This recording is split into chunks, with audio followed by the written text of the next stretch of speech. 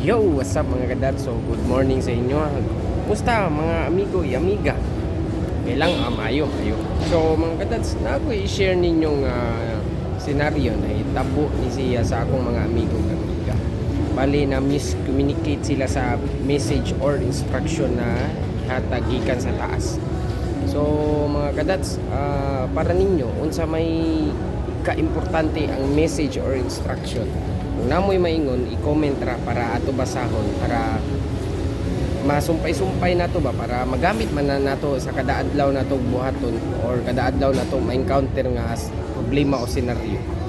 So mga kadads, para nako mga kadads, ang importante jud sa messages or instruction is paminaw sabta jud maayo kung unsay pasabot sa iyang giingon. Usa pa sad, ang pag-deliver sa message dapat sakto, dili kay ingon nga naipuno, kuwang or mausab ang istorya sa tagaan nga message or instruction.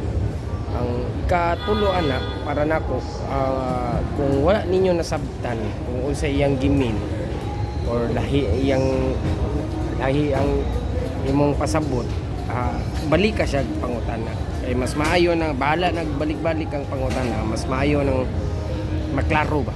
Kay in case nga nang pangitabua, kung gitagaan kag instruction or important message jud na angay nimo ingnon sa usa ka tawo, dapat isakto sa ang pag-deliver nimo sa message. Dili kay ingon nga nang diretso ba pasabta ang tawo. Kay mao nang sitwasyon nga madaot ang inyong operation sa kada adlaw. Kung wala man sa trabaho, maora nang hinungdan nga madaot inyong relasyon sa pagka amigo o amiga or unsa nga relasyon ang naa ninyo. So maora to kadats unta na amoy na nakatunan sa akong video katulo sa karon tuiga.